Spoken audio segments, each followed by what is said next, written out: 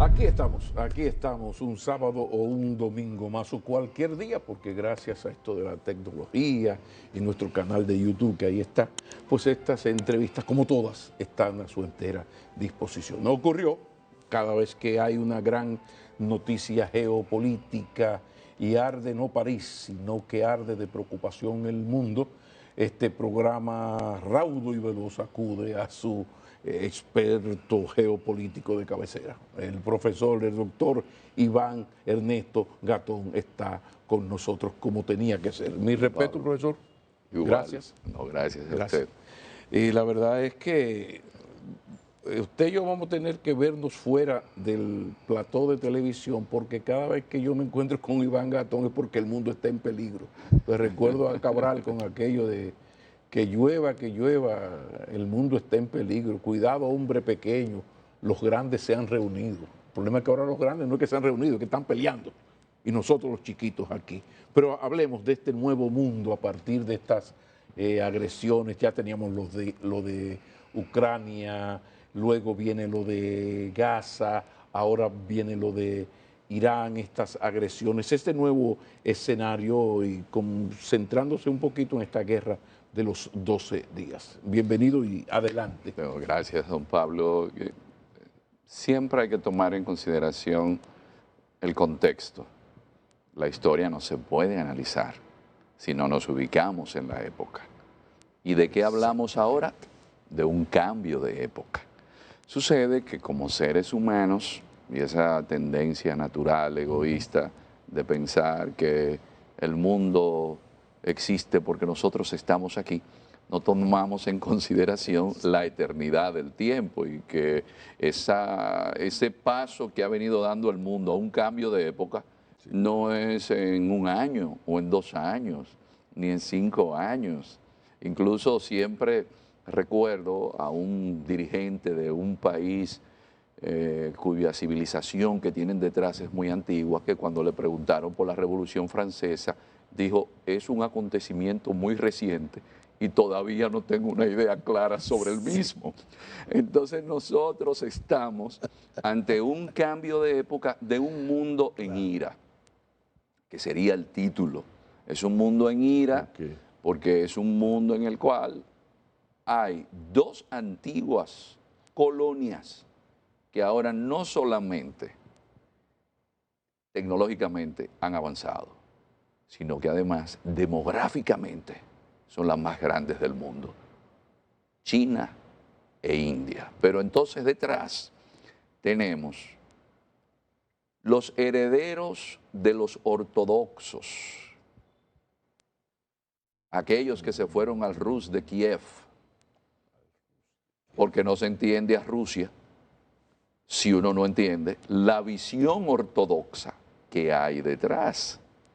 Entonces tenemos a una Rusia que se alía a China porque también no le dejan otra opción, porque Kissinger siempre decía, mejor más cerca Moscú de Washington que de Pekín, y Pekín más cerca de Washington que de Moscú, por aquella teoría geopolítica de la región cardial o isla mundo. A todo esto sumamos lo que ya había, bueno, en los años 90, Samuel Huntington, el choque de civilizaciones. Ahora no estamos peleando por las ideologías que peleó la generación de los años 60, 70 de República Dominicana ¿Qué o de lectura se le América. puede dar hoy a esas tesis de Huntington? Fue clarividente, porque vemos no las que venció el tiempo, sino el tiempo las confirmó. el tiempo confirmó que hoy el gran enfrentamiento iba a ser por el comunismo del mundo chino. No, los chinos son más confucianos que comunistas. Entonces, lo vamos a hacer con India por Capitalista total. por el izquierdismo, no, pero son capitalistas, tienen una democracia. Ah, pero detrás está el hinduismo. Pero esa civilización, ¿cuántos milenios tiene? Entonces, si vamos al mundo musulmán, porque uno dice, bueno, que los musulmanes, sí, pero los musulmanes no solamente fue la religión que más creció en el siglo XX, sino que es una religión que no hace la diferencia que hace el mundo occidental entre dad a Dios lo que es de Dios y al César lo que es de César. Es decir, que tener democracia en países musulmanes y que los religiosos no sean los que manden, porque el secularismo es un invento occidental después de la paz de Westfalia de 1648, cuando termina la guerra de los 30 años. Entonces, Huntington tenía razón. El mundo occidental, que fue el que creó todo eso, además, hemos visto otras sociedades que se haya incluido a la mujer en primer lugar. No, eso lo logra el propio cristianismo, porque obligado por las transformaciones, la gran innovación que nosotros como occidentales no nos hemos dado cuenta todavía es esa, la inclusión de la mujer. Entonces, ese mundo occidental que permite ese nivel de democracia. Pero, detengámonos ahí, esa ruptura del mundo occidental con el elemento democracia, derechos humanos, visión del mundo, respeto a la mujer, que choca mucho con ese otro mundo, que era lo que nos decían los dirigentes chinos, es que ustedes no están entendiendo. Aquí hay una cultura milenaria que es diferente a las de ustedes. Pero ¿en qué momento Occidente entendió o decidió seguir este camino de eso que llamamos ya democracia post-Grecia? No, lo que sucede es que la partera de esa historia occidental fueron las guerras. Pero una mujer no podía sacar una libreta de banco en España sin permiso del marido hasta los años 70. Claro, no. En los 90 aquí una mujer para pedir un préstamo en un banco, recibir un préstamo, el marido tenía que firmar. Ahora, autorizar aquí en este país todavía. Pero en Europa, en los 90, ayer. En Europa, después de la Primera Guerra Mundial, ¿quiénes son los primeros que mueren en una guerra? Los más fuertes, los que están más en salud. Claro. Nos quedamos sin hombres, pero las mujeres tienen que hacer la sustitución en el trabajo. Llega la Segunda Guerra Mundial y tomemos en consideración que esos procesos históricos de Primera, Segunda Guerra Mundial, pero también un elemento importante, y ahí Huntington de nuevo tenía razón, y tenía razón Max Weber, cuando hablaba de la ética protestante. Sucede que ese protestantismo, sucede que ese cristianismo habla de el perdón. Cuando el presidente Donald Trump decía, de una forma hasta un poco jocosa, es bueno, lo de Irán y de Israel, eso es como dos niños que están en una escuela y quieren pelear y hay que dejarlo que se den puñetazos, aunque sea por 2 o 3 minutos. En el mundo islámico, y usted lo puede ver en el caso de Albania, que hay muchos musulmanes, hay familias que tienen siglos siendo enemigos y saben que un miembro de la otra familia lo va a eliminar.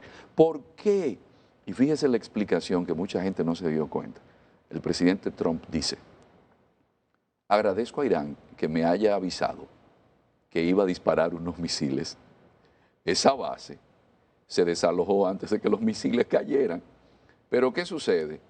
Que la murúa, o el honor, como se dice en árabe, esa dignidad mía, ¿cómo yo la limpio? Ah, pues yo tenía que enviarte unos misiles. Entonces, a lo interno, yo quedo bien, porque toda la gente salió en las calles. ¿Y cómo se explica esa decisión de Irán? Se explica... De informar esto a Trump. Si fuese verdad, sí, no, habría que se explica, don Pablo. De Trump hay que dudar siempre. Porque no existe en el planeta un imperio que militarmente tenga más tecnología y sofisticación y proyección de poder que Estados Unidos. Claro. Pero esto es importante ver, que en el mundo cristiano usted no es vengativo. Ah, pero en el mundo musulmán, si tú me ofendiste, eso no es Alá que se lo va a vengar. Bueno, lo que pasa es que también hay que recordar que esto del no perdón en el mundo occidental tampoco se ha practicado mucho, porque a partir del 11 de septiembre ahí tampoco hubo perdón y hubo esta cacería, incluso agresiones a países solamente por haber tenido en su territorio algún miembro de aquel Al Qaeda. O sea que en esto, en la práctica, tampoco, por ejemplo, Estados Unidos ha aplicado mucho esto del perdón, sino que ha tomado esta política de que tú estás en mi contra o eres mi enemigo, o eres mi amigo servil o eres mi enemigo. Entonces, esto es parte de lo enrarecido que está este ambiente ahora. Pero eso forma parte de la ambigüedad que tienen los imperios y que tienen los seres humanos. Pero no es lo mismo usted tener detrás a un cristianismo que decía su rabí, pon la otra mejilla. Un cristianismo que dice, puedes tener todos los talentos del mundo, pero si no tienes amor al prójimo, de nada te sirve. Un asunto es que los occidentales hayamos perdido de vista ese proselitismo cristiano en base a la fe, a la esperanza, a la bondad. Eso es otra cosa. Bueno, porque eso se quedó en los libros y en la historia. Ya el nivel del capitalismo salvaje pos caída del socialismo real no tiene en absoluto nada que ver con esos postulados. Ahora el entramado que tenemos detrás es ese cristianismo, pero ese cristianismo tiene algo importante que es distinto al otro mundo que nosotros tenemos, el mundo oriental, sí, el mundo islamista. Cuando hablo del oriental me refiero al mundo del Tao o al mundo del shintoísmo en el Japón, y es que ese cristianismo tenía algo que es muy grande para comprender ese carácter eterno e inmutable de las pasiones humanas, que es la filosofía griega. Parte de toda esa debacle que está teniendo el mundo occidental es que ha perdido las tres premisas básicas del occidental, que es cristianismo, derecho romano y filosofía griega. Claro. Entonces, cuando Huntington hacía el planteamiento de choque de civilizaciones, y es lo que nos pasa, pero no nos damos cuenta de que Occidente perdió todos esos referentes y de haber creado el derecho internacional, ahora lo viola. Porque entonces ya ubicamos el problema. ¿Hacia dónde va el mundo a partir de esta definición y esta descripción magistral que me has hecho? Pero ese es el mundo que tenemos hoy, un escenario de guerra, Irán agredida, ya dijeron ellos que ellos se guardan el derecho de responder cuándo, cómo y donde ellos consideren, pero además ya rompieron las negociaciones con esto del control de lo nuclear, ¿no? La asociación... la Organización de la Energía Atómica. De la Energía Atómica, gracias. Entonces, en este nuevo escenario, un país agredido, un Estados Unidos con Israel arrasando toda el área, es una especie de tercera guerra mundial no declarada, porque en todo esto también aparece China con esta situación de cierta ambivalencia a partir de lo que ya explicaste, pero también tenemos el caso de Rusia. Entonces, bueno, a partir de la realidad planteada por ti, vamos adelante ahora. ¿Cómo tú ves esto? Hacia adelante. A donde vamos es a una nueva redefinición del tablero geopolítico, que no va a ser algo rápido, sino que eso va a seguir dándonos las incertidumbres propias de procesos como este. Y vamos a ver, y ya las señales están dadas, tanto desde Rusia, así como también desde Estados Unidos, y es esferas de influencias. Las esferas de influencia de los imperios. Como decían los romanos, mi mare nostrum es el Mediterráneo, y donde ya yo no podía tener dominio, tenía las murallas de Adriano. Norte. Al norte. Sí, entonces, sí, te dejo claro, que te quedes con Crimea y que te quedes con el Donbass. Vamos a negociar. Ahora yo voy a invertir en las tierras raras y yo después te comercializo tu propio petróleo.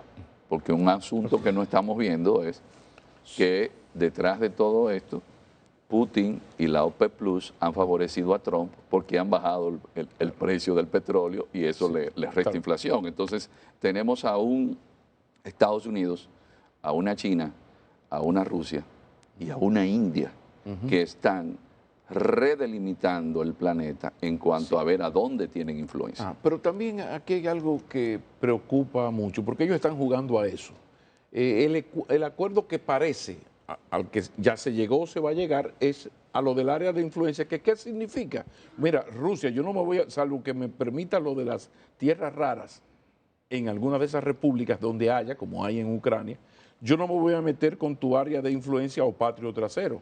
Ahora, eso significa que ni Rusia, ni India, ni China, es decir, lo que queda de la ONU, que para lo que alumbra pagada es que sirve, se va a meter para nada cuando los norteamericanos sigan humillando a estas patrias bananeras nuestras que están bajo su absoluto control, pero que a partir de ahora sí es verdad que va a actuar de manera imperialista porque ya se ha de alguna manera formalizado esa política del reparto de áreas de influencia. Te metiste en Ucrania porque no es que una guerra, no, es que hubo un país que invadió otro país. Entonces, a partir de ahora, ¿qué va a ser de las patrias bananeras nuestras en un país, en un mundo repartido a ese estilo? O sea, yo no me meto contigo, Rusia, en tu área de influencia, esas 12 repúblicas que quieres recuperar, que ya has recuperado 3, pero no me voy a meter. China siempre ha sido menos agresivo, pero no deja de serlo. En todo este escenario, en este nuevo reparto, esta nueva geopolítica, ¿qué va a hacer de estas patrias bananeras? De bandera, himno, un gozadero, una cosa, pero un mandato imperial cercano e intolerante. ¿Qué va a hacer de nosotros entonces? Sí, las restricciones van a ser mayores para todo lo que conocimos como derechos humanos, conquistas sociales, porque todos los acuerdos que se llevaron a cabo para que como habitantes de la misma casa común que es el planeta Tierra, Todo eso queda en poesía. todo eso queda en poesía. Neruda, Entonces, Walt Whitman. no, para ellos el poder de las potencias que habían llegado a acuerdos que permitieron uno de los desarrollos en derechos humanos, incluso en términos de calidad de vida, pero eso vino después de la Segunda Guerra Mundial. Ahora lo que estamos viendo es, yo me impongo. Cambio climático, ¿tenemos problemas con el clima? No, no hay donde tocar la puerta y decir, ¿qué hacemos? Sí. Crimen transnacional, que nuestros muchachos estén dependiendo del crimen transnacional que engrasa la economía del planeta con más de 400.000 millones de dólares al año y donde Estados Unidos tiene un promedio de 100 muertos diarios por sobredosis, que como explica Emmanuel Todd, uno de los problemas que tiene Estados Unidos es drogas y violencia, porque ¿cuántos muertos hay diarios? Entonces nosotros seguiremos por ese camino que nos conduce a un abismo, porque del otro lado, como estamos en una reconfiguración, usted dice, pero en China hay drogas, en China hay violencia. No, en China utilizan la tecnología para que si usted se atrevió a robar una cartera, ya usted está grabado. No olvidemos la dictadura del proletariado. Entonces, estamos en ese mundo. Son dictaduras. En ese mundo, usted se recuerda, por eso la filosofía política es tan importante. Erasmo de Rotterdam dejó en Elogios de la Locura unos elementos ahí que nos encantaron, pero ¿dónde dejar de lado a lo que Thomas More llamó utopía? El mundo de hoy es un mundo distópico. Ya no estamos en un mundo de utopías. Estamos en un mundo, de nuevo, la filosofía política.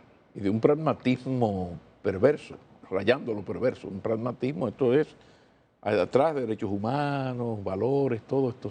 Thomas Hobbes, el Leviatán, el Homo homini lupus, el hombre como un lobo para el hombre. El hombre lobo del hombre. Entonces, ahí es donde estamos. Pero así es que vamos, Iván, que estamos porque ahí. Esto tiene un peligro grave, y es que, por ejemplo, los países humillados, débiles frente a esos imperios terribles, tarde o temprano como estos imperios tienen prácticas terroristas en su contra, que es lo que estamos viendo contra Irán, la práctica de Hamas contra el pueblo israelí, pero entonces el ejército terrorista de Israel hace lo que está haciendo, 60 y tantos miles de muertos, en Gaza está asfaltado con la piel y los huesecitos de los niños y de las mujeres, y ahí dice Trump que va a ser un resort. O sea, este mundo de acciones terroristas, porque la acción de Rusia contra Ucrania es una acción terrorista que viola toda la Carta de las Naciones Unidas, viola todo. Y en ese mundo no va irremediablemente hacia las prácticas terroristas de los dominados, porque el dominador lo hace a través del terror, el leviatán, el hombre lobo, de lo que acabas de expresar magistralmente.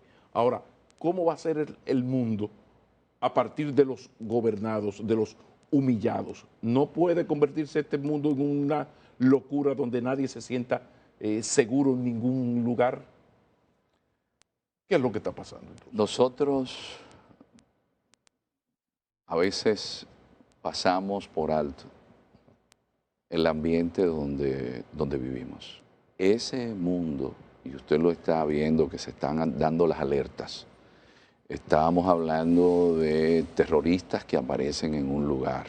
Porque usted lo que está es generando situaciones más despreciables. Incluso yo recuerdo en Israel una señora palestina, su hijo necesitaba, vivía en Gaza, tratamiento médico, y muy bondadosamente en un hospital le daban atención. Ella tenía que pasar los puestos de chequeo y se enteran los médicos de que ella no ha podido tener hijos nuevamente, pues le inician un tratamiento de fertilidad.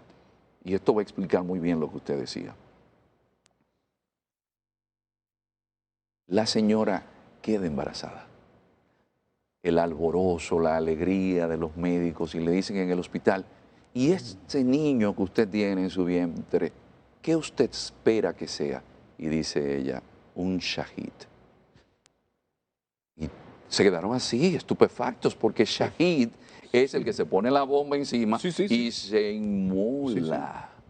Existe algo que se llama la ira narcisista, y es cuando usted humilla a alguien de manera tal que ya no hay manera que no venga con una venganza. Todo o nada. ¿Qué es lo que está ocurriendo en el mundo? ¿Qué es lo que está ocurriendo? Pero nos ocurre a nosotros. Aquí vino un señor apellido Rubio y fue, y él personalmente, él personalmente, el señor del Departamento de Estado, fue incautó, él incautó un avión venezolano, cuando eso tenía un procedimiento por la justicia dominicana, y debió ser la justicia dominicana que, verificando la solicitud del gobierno estadounidense, incauta ese avión. No, él fue persona. O sea, todas estas humillaciones, que en el caso dominicano, como no hay grandes muertes, no podemos compararlo con aquella, pero duelen. Entonces, la pregunta es, ¿hacia dónde va este mundo donde estamos ya en el Leviatán, donde no hay, por ejemplo, la ONU, había un chiste malo, Comité de los Derechos Humanos, el Comité Interamericano de los Derechos Humanos, toda esa poesía que funcionaba hasta hace 20 años. De repente... por la Corte Penal Internacional, que tomaron preso a Duterte, el que fue presidente de Filipinas, que se dedicaba, él personalmente salía a dispararle a los narcotraficantes. Sí. Pero se lo llevaron preso. Por lo que pasó con Pinochet, que le hicieron, por ejemplo, pasar por lo menos unos meses de preocupación. Pero ¿qué pasó con un gobernante vamos? que recientemente la Corte Penal Internacional emitió una orden y que estaba investigando? Que dentro de su propio país el 60% de la población dice que él ha hecho de todo para quedarse en el país, que es Benjamín Netanyahu. La Corte no se quedó tranquila. No. Entonces, Trump acaba de ordenar que lo dejen tranquilo. Óyeme, ese es el mundo en el que estamos. Entonces, lo que es el derecho quedó de lado. Pero si el derecho queda de lado, lo que queda de frente es el terrorismo a dos bandas, no solamente del poderoso contra el pequeño. De alguna manera, en algún momento, y más ahora con este desarrollo y el abaratamiento de la tecnología, habrá venganza de algún lado. Porque pero es un mundo, mire, este trabajo de Kaplan, que yo soy un forofo de Kaplan. Sí, sí. Tierra baldía, un mundo en crisis permanente.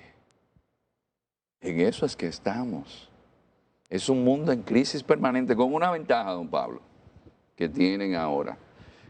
Tanto los gobiernos como los que se dedican al terrorismo, Sí. las redes. Ay, ay, ay, ay, ay. La gente vive más en la virtualidad que en el mundo presente. Con un dato interesante, don Pablo, el ser humano no está diseñado para vivir entre la realidad y virtualidad al mismo tiempo. Eso trae sus problemas. Porque cuando hay un servidor que le está mandando a usted información y la inteligencia artificial en base a que tiene identificado todo lo que usted hace en el día, lo están manipulando, ya.